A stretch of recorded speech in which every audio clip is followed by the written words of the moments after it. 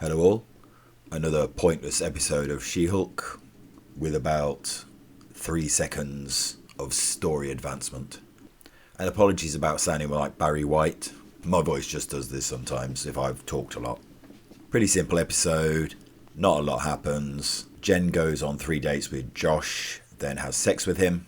So at least this one got to wait a bit, and I'm guessing he didn't get laid after the chips.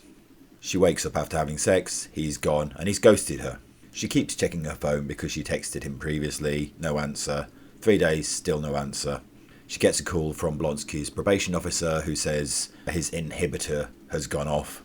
So basically he asks She-Hulk to go with him. Jen really doesn't want to go because obviously she doesn't want to be a superhero, so she doesn't actually want to help anybody or protect them. But she agrees because she's got nothing else to do. She's driving up to where Blonsky is to meet the parole officer, checking her phone constantly for any messages from Josh. Arrives at the compound, she hulks up on behest of the parole officer. They check Blonsky's inhibitor, it's fine. He says he must have got close to an electric fence. And they're ready to go. The parole officer flies off. Blonsky tries to encourage Jen to stay for a bit. And then a couple of Z-list supervillains have a fight and crash into Jen's car. So Jen has to stay.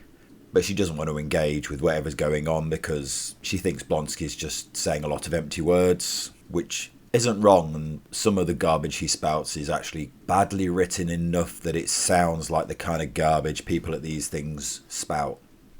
I guess they're good at writing nonsense therapy speak. Jen wanders around trying to find a signal to see if she's got a text message.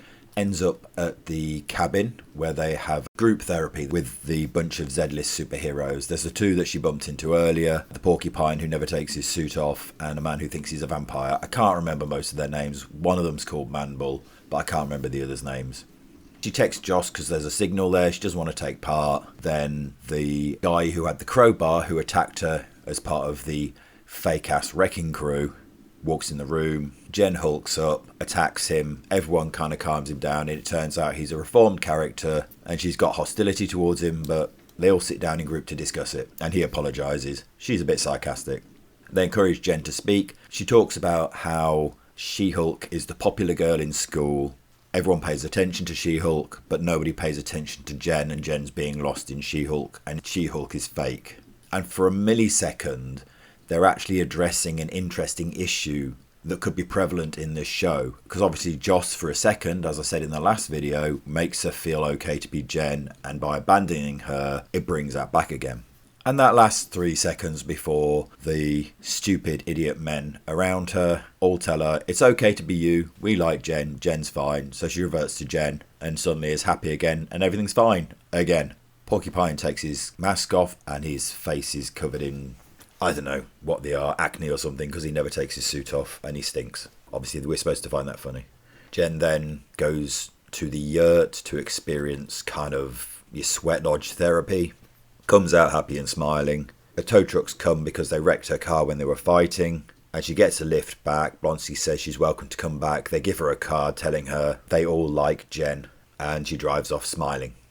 A quick flash of 3 days ago, and Josh, after having slept with her, copies her phone and sends a message to the Hulk King with a syringe with blood in it, a little green vial, and I can't remember what the other thing was. I'll post a picture. And he takes a picture of Jen as well. Shocker, never saw this coming. He's a douche. He's not just a douche because he ghosted her. He's a douche because she's working for the bad guys. Hands up who didn't see that coming. Pretty much everybody must have seen that coming.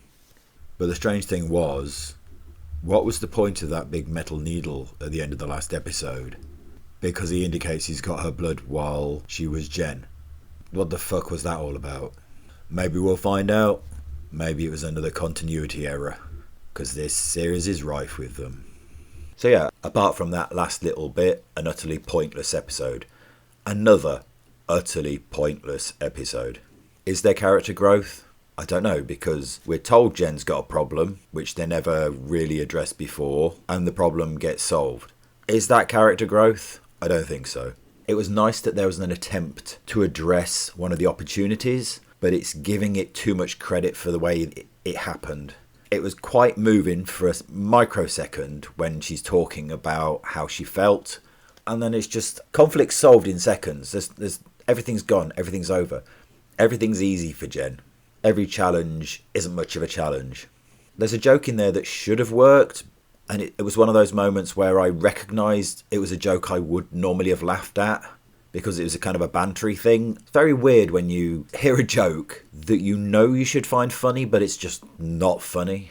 And there's another moment in it where Blonsky says something to her, makes a joke about her having a text, and he's winding her up. But it's right in the middle when he's trying to talk her into looking after herself and saying there's a reason you're here. It felt so out of place, so out of context to how they've described that character of Blonsky now, who is kind of a ridiculous character. All of the characters in this were ridiculous characters.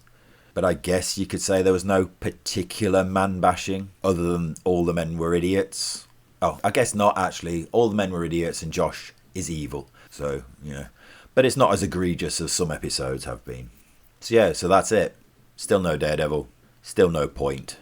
The montage of the dates was fine. Not particularly original, but it was fine. You got a sense of a relationship and you got a sense of how she'd fallen. So that was fine. It was relatively well done. Basic chick flick romance stuff. I guess this is what they're good at writing. Thanks for listening and dealing with my voice as it is right now. My comic's available from my website. If you'd like to subscribe or like this video, I'd appreciate it. Thank you very much for listening, and peace out.